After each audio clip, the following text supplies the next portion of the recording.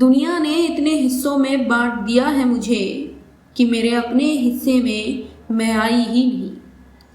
ये लाइन एक महिला एक स्त्री पर पूर्ण रूप से सटीक बैठती है, क्योंकि वो कभी खुद के लिए जीती नहीं है, और अगर गलती से अपने बारे में सोच भी ले तो दुनिया उसे खुदगर्ज कहती है।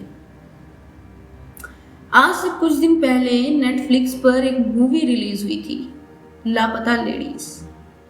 आप में से शायद ही कोई ऐसा हो जिसने इस मूवी के बारे में ना सुना हो या इसे ना देखा। खैर, यहाँ हमारे समाज की कुछ अपनी कमजोरियां हैं जो मैं इस मूवी को आधार बनाकर बताने का प्रयास करूंगी।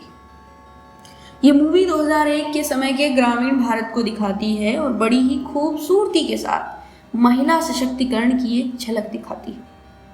इस मूवी में कोई vulgarity, sexual content, bad scene, violence कुछ भी ऐसा नहीं दिखाया गया है। लाइक एनिमल, मूवी में प्योर कंटेंट है जो लोगों को बड़ा पसंद आया है। जेवर चोरी दुई दुख पाना, छोटा दुख चोरी बड़ा दुख थाना। इसमें दो नई दुल्हनें ट्रेन में आपस में बदली जाती हैं और इसी के इर्द गिर्द ये पूरी मूवी घूमती है। इस मूवी का अगर नाम बड़े ध्यान से देखा जाए तो बड़ा ही दिलचस्प नाम रखा गया है, लापता लेडीज। ये नाम इसलिए नहीं रखा गया कि ट्रेन में दो लेडीज महिलाएं आपस में बदली जाती, बल्कि अगर गौर से इसे देखा जाए तो शायद इसलिए रखा गया है क्योंकि लेडीज यानी महिलाएं सच में लापता है। और हैरानी की बात यह है कि उन्हें पता ही नहीं है कि वो लापता है। अब आपके मन में कुछ सवाल उभर कर आए होंगे अगर आपने अब तक मेरी बातों को ध्यान से सुना है तो, और आपके इन्हीं सवालों के जवाब वीडियो के अंत होने से पहले आपको मिल जाएंगे। एक महिला इस समाज से चाहती क्या है? बेशक बराबरी, इज्जत। का मांगे थे हम अपनी सगी माँ से? थोड़ा बकत, वो भी का है पढ़ने के वास्ते, कुछ बनने के वास्ते। जिसे हासिल करने के लिए उसे न जाने क्या क्या करना पड़ता है। कुछ तो अपने सपने ऐसे ही दबा देती हैं इस गंदे समाज के दबाव में चलते। महिलाएं पुरुषों पर हावी होना नहीं चाहती हैं, इसके बावजूद कि पुरुषों ने महिलाओं का इतने वर्षों शोषण किया है, वो सिर्फ अपने हिस्से की बराबरी चाहती है। लापता लेडीज में ग्रामीण इलाकों में आज भी महिलाओं पर हो रहे अत्याचारों और उनके शोषण को बहुत ही अच्छे ढंग से दिखाया गया है।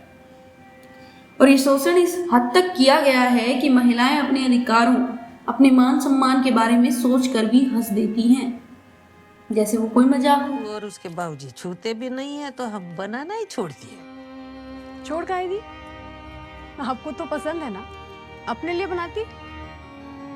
तो का अब औरतों की पसंद का खाना बनेगा? घर में अगर उस वक्त कोई पुरुष नहीं है तो महिलाएं खुद के लिए खाना नहीं बनाएंगी, फिर चाहे वो भूखी ही क्यों ना हो। घर में कहने के लिए माँ का स्थान सबसे ऊंचा है, पर वो फैसले भी पिता से पूछ कर लेती है। एक पुरुष अपना खुद का ध्यान नहीं रख सकता, वहीं एक माँ, बेटी, नारी पूरे घर को संभालती है।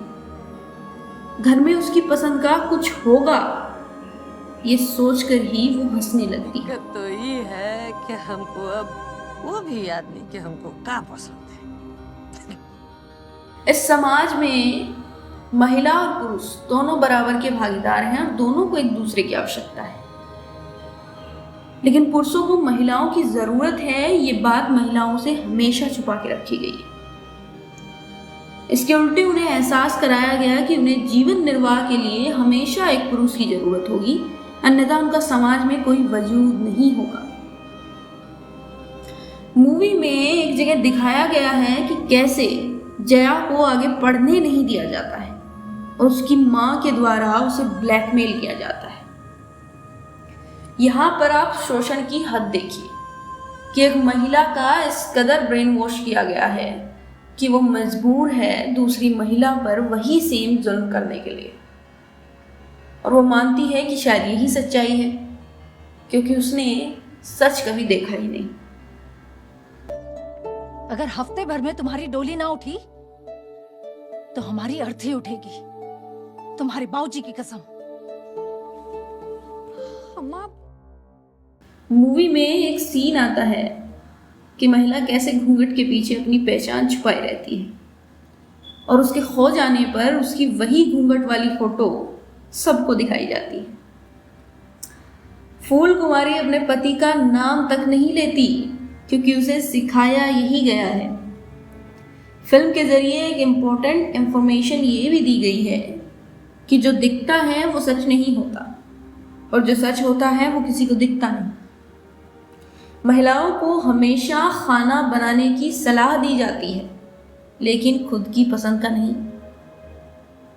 हमारा ये कपटी समाज ये बात बहुत अच्छे से जानता है कि इंसान जैसे जैसे सशक्त होता जाता है वो स्वतंत्र रूप से अपने फैसले लेने लगता है और इसी तरह एक महिला भी पढ़ लिख कर आत्मनिर्भर बनने की ओर बढ़ती है, जो इस दिखावटी समाज की नज़रों में कांटे की भांति चुभती है कि जिसे आपने इतने सालों तक पैर की जूती के नीचे दबा कर रखा है, उसकी योग्यता जानने के बाद भी वो कल उठकर आपके बराबर में बैठ जाए तो क्या हाल होगा आपका, ये सोच के बाहर है।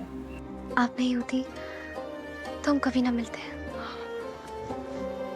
अगर तुम नहीं होती ना तो हमको हम नहीं। खैर, मूवी में जया की वजह से फूल उसके घर वालों को मिल जाती है और फूल की वजह से जया को जया मिल जाती है। आपका इस बारे में क्या ख्याल है मुझे कमेंट बॉक्स में बताना मत भूलिएगा। बाकी फिर मिलते हैं एक नए प्योर कंटेंट के साथ। तब तक के लिए ख्याल रखिए। राधे राधे। धीमे धीमे चले पुरवैया।